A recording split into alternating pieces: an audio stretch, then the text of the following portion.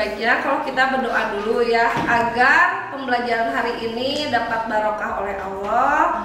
Kemudian kalian mendapatkan manfaat dari pembelajaran kali ini. Tadi Ibu melihat Regina ya yang duluan datang. Sebagai apresiasi, mangga silahkan dipimpin doa oleh Regina. Berdoa dimulai.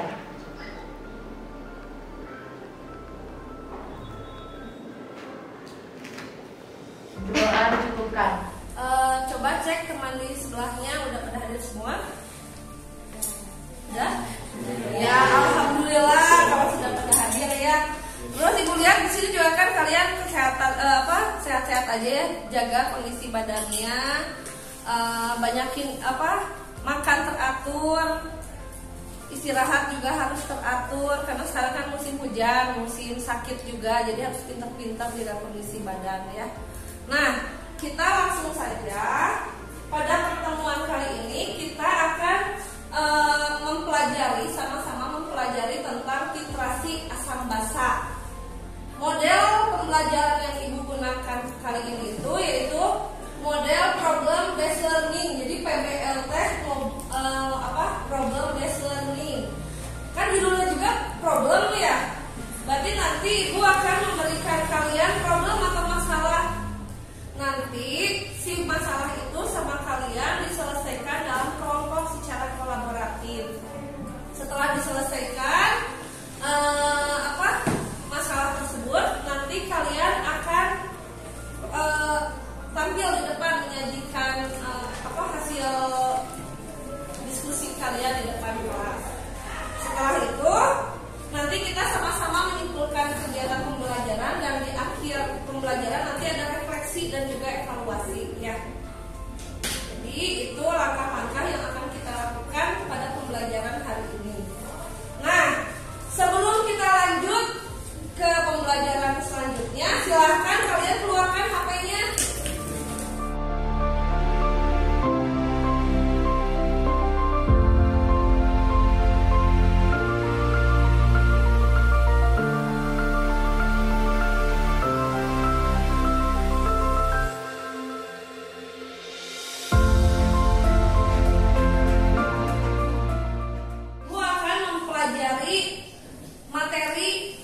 Yang tadi sama kalian isi itu di tes kemampuan ya. Kan nanti akan Ibu lihat materi-materi mana yang kira-kira kalian masih kurang. Jadi nanti insya Allah di pertemuan selanjutnya Ibu akan memperkuat, akan menjelaskan kembali materi pembelajarannya ya.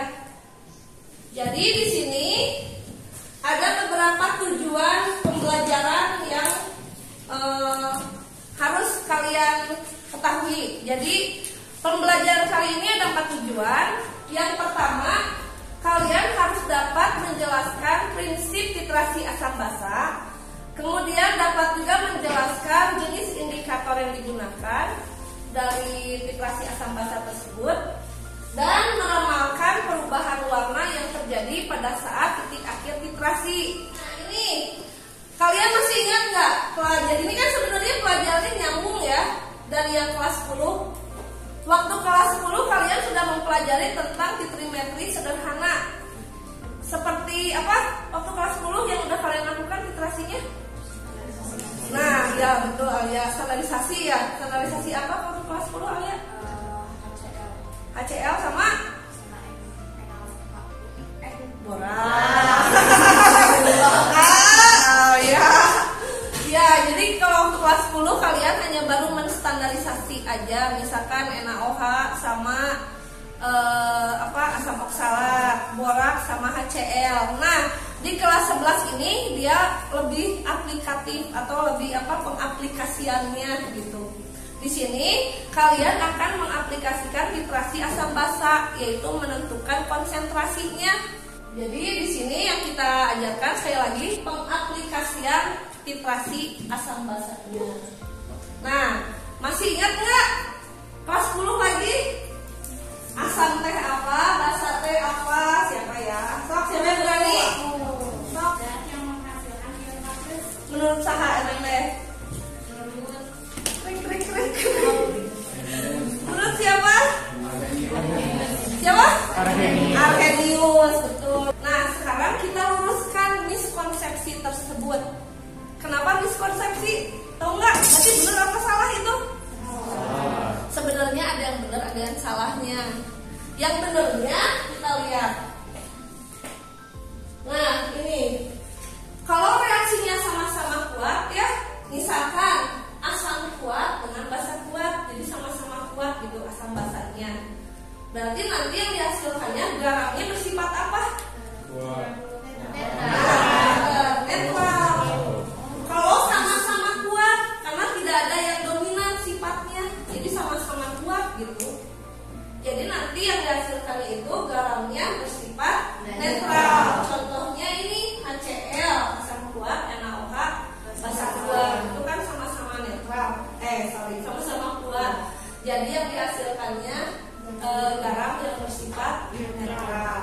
Netralan teh selalu benar atau enggak? Titrasi asam basa berdasarkan reaksi penetralan. Berarti benar apa enggak? Tidak selalu benar ya. Jadi yang namanya prinsip titrasi asam basa ya udah aja itu tadi berdasarkan reaksi asam sama basa. Jadi bukan reaksi penetralan, karena seperti ini. Kalau misalkan dia asam kuat dengan basa lemah, yang dihasilkan itu kan garam yang bersifat asam. Logikanya kalau asam pH-nya berapa berarti? Di bawah atau kurang dari 7. Berarti yang ini kurang dari 7. Karena yang dominannya dia asamnya yang kuat. Jadi yang dominan itu asam gitu ya. Jadi yang sekarang dasarnya mah titrasi asam basa dulu. Jadi kalau sekarang kalian sudah paham titrasi asam basa, insya Allah kedepannya akan lebih mudah dipahami ya. Makanya dari sekarang kalau misal kalian ada yang tidak paham, langsung aja tanyakan ke ibu. Biar nanti ke depannya lebih lebih gampang gitu. Nah, kita lanjut ke orientasi masalah. Ini sekarang kalian lihat apa yang kalian amati di sini? Cuka. Cuka dipakai apa cuka teh? Kalian lihat perbedaannya. Jumlah kadarnya. Persen teh apa? Kadar atau persentrasi. Masih ingat nggak konsentrasi teh apa? Oh ya, ibu mau mengingatkan kalian dulu ya. Di sini ibu membawa ini. Ini kertas, bukan sembarang kertas. Asik gitu. Jadi di sini ibu ada lembar observasi penilaian sikap. Kemudian ada lembar observasi keterampilan. Jadi selama kalian pembelajaran hari ini tuh sama ibu dinilai sikapnya 4C-nya, komunikatifnya, kolaborasinya, critical thinking-nya, sama kreatifnya, dan kejujuran serta keaktifan sama ibu semua dinilai. Jadi kalau ibu nanya kaliannya krik cicing wae gitunya, nanti akan mempengaruhi hasil nilai di sini. Jadi harus aktif gitu. Terus selain itu nanti juga sikap juga keterampilan juga nanti dinilai. Jadi keterampilan pada saat berbicara di depan kelas, keterampilan menulis RKPD, semua pokoknya dinilai ya. Jadi harus aktif dalam pembelajaran kali ini. Kepekatannya. Konsentrasi itu yang bagus. Nggak apa-apa, salah juga ada belajar. Kayak semacam kepekatan suatu senyawa gitu di dalam suatu aliran gitu. Berarti kalau kepekatan teh berhubungan sama apa? Pintar nih. Zat terlarut. Berarti konsentrasi teh apa? Banyaknya larut dalam suatu larutan. Jadi yang namanya konsentrasi itu jumlah banyaknya zat terlarut dalam satu larutan. Masih ingat nggak apa aja satuan konsentrasi? Molaritas, persen D per B ya. Ada persen apa? Volume per volume. Berarti yang di sini yang digunakan persen apa satuan konsentrasinya? Persen.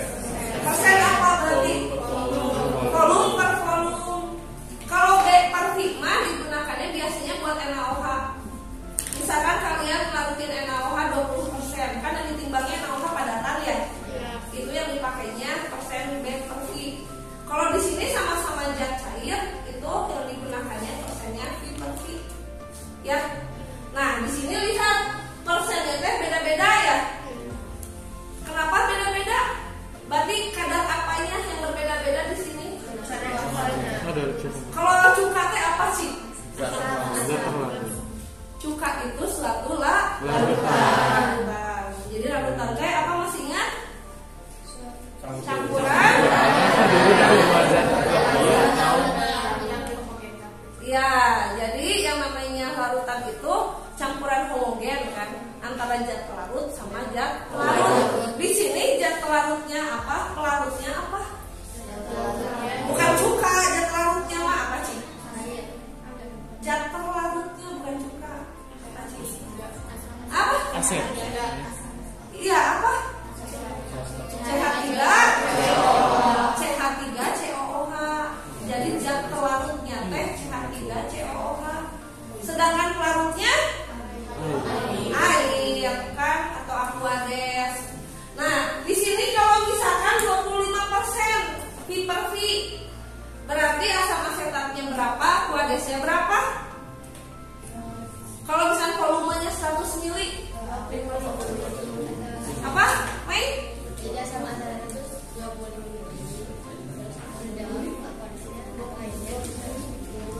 25 sama 100 gitu kan, kalau sama 75, jadi kalau ditotalin 100 gitu ya. Jadi kalian akan menguji rancangan kerja yang sudah kalian buat pada hari ini gitu. Jadi benar nggak prosedur yang kalian gunakan atau yang kalian rancang? Nah, karena nanti pada pertemuan selanjutnya kalian akan melakukan eksperimen, jadi jangan lupa harus pakai apa? APD. Sama bawa buku timbang ya. APD-nya itu apa aja?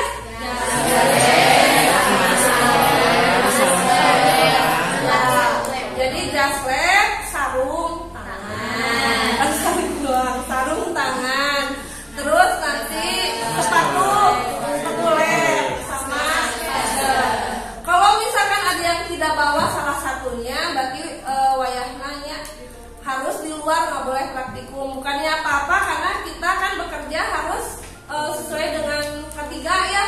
K3LH-nya diperhatikan, keselamatan dan kesehatan kerjanya. Jadi bukannya ibunya keki ke kalian, tapi karena ibunya sayang, nggak mau terjadi apa-apa gitu sama kalian. Duduk per kelompok ini sesuaikan dengan kelompok yang waktu minggu kemarin sudah dibentuk berlima. Sok mangga silahkan.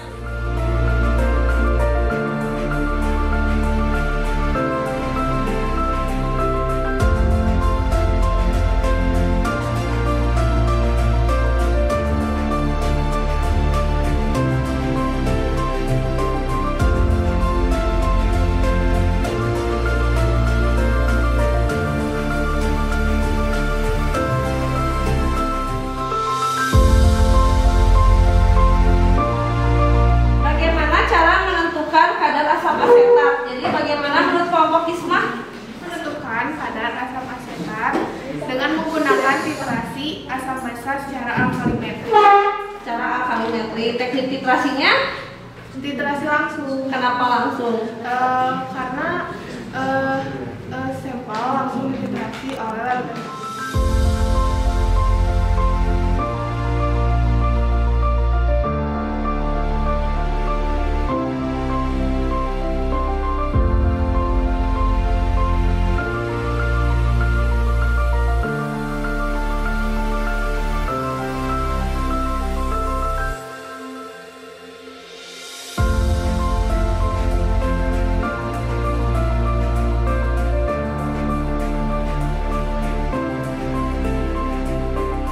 Sampai sini bisa dipahami materi pembelajaran hari ini? Bisa. Ada yang mau ditanyakan? Udah pada paham kan? Alhamdulillah. Mudah-mudahan pembelajaran hari ini kalian bisa lebih mudah memahami materinya, terus nanti akan bermanfaat buat kalian kalau misalnya nextnya di kalian bekerja PKL atau di pelajaran lain, mudah-mudahan dapat berguna gitu ya. Oke? Alangkah baiknya kita ulangi bersama-sama agar diberi kelancaran saat proses pembelajaran selanjutnya ataupun mendapatkan keberkahan selama proses belajar dilakukan. Berdoa di dalam hati dimulai.